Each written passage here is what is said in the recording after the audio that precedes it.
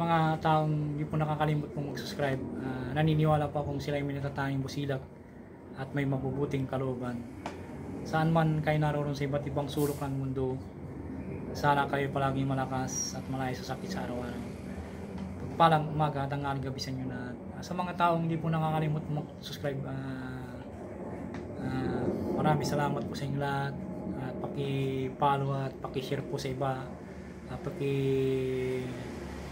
like na rin po para matulungan po ninyo ako sa lahat ng aking mga binabagi, at gagawin ko po ang lahat ng aking makakaya na ipagkakalog po sa inyo lahat ng aking mga nalalaman po dito para matuto po kayo sa lilim na karunungan po. Lahat ng mga panggamot po ay matutunan nyo po dito at abangan nyo lamang po. Ang isishare ko po sa inyo ngayon po ay orasyon, panglusaw at panggamot sa lahat ng uri ng barang, kulang, palipad hangin, at iba pa po. Napaka-importante po aking ibabagi po sa inyo na panglusaw at panggamot sa lahat ng uri ng barang, kulang, palipad hangin, at iba pa po. Sana po ay maunawaan po ninyo. Gagawin ko pang lahat ng aking gagawin, ipakakalog po sa inyo lahat para matuto po kayo manggamot, at maraming salamat po sa inyo lahat. Ang orasyon po ay narito pong orasyon: Mark Rex Baram Malik Baroks Sab Maham Higub Droma Ayis Sul Salip Dibas Tib Lumbis po. At ang susi po ay Uhok Hok Pikam Diyong Riin Amin. 3 bisis po.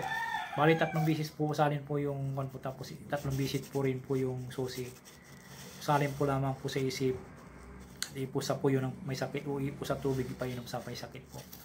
Napaka-importante po, at ang sumapi sa kanya ay mangingisay at mamamatay po.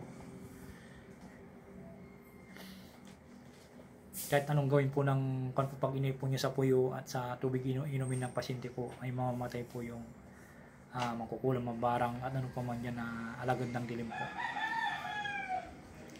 Sana po ay pakitulong po at paki-follow na rin po yung aking YouTube channel. Tatanin ko po napakalaking utang na loob sa inyo lahat. Ang gagawin ko po lahat ang aking makakaya po dito na ibabagi po lahat mga kaalaman ko sa spiritual, at tumutok lamang po kayo at paki-like and share, paki-subscribe po. Tatanin ko po napakalaking utang na loob sa inyo lahat. At Diyos na po ang bahalang gagabay po sa inyong ginagawa mga kabutihan. Narito po ang orasyon po.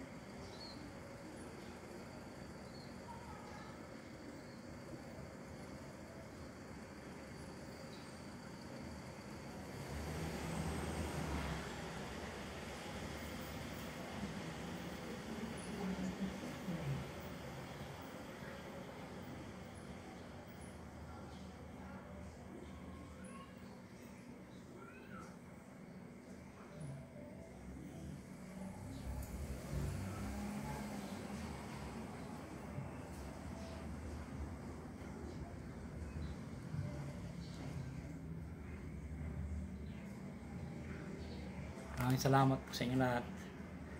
Sana po ay gabayan po niyo ako, tulungan po.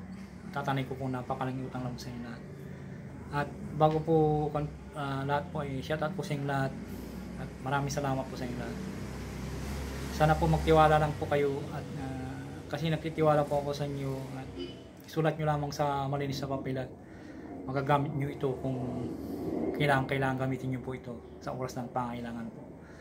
At sana po ay palagi po kayong manalangin sa Diyos ang makapangyarihan sa lahat, humingi ng gabay at magpasalamat.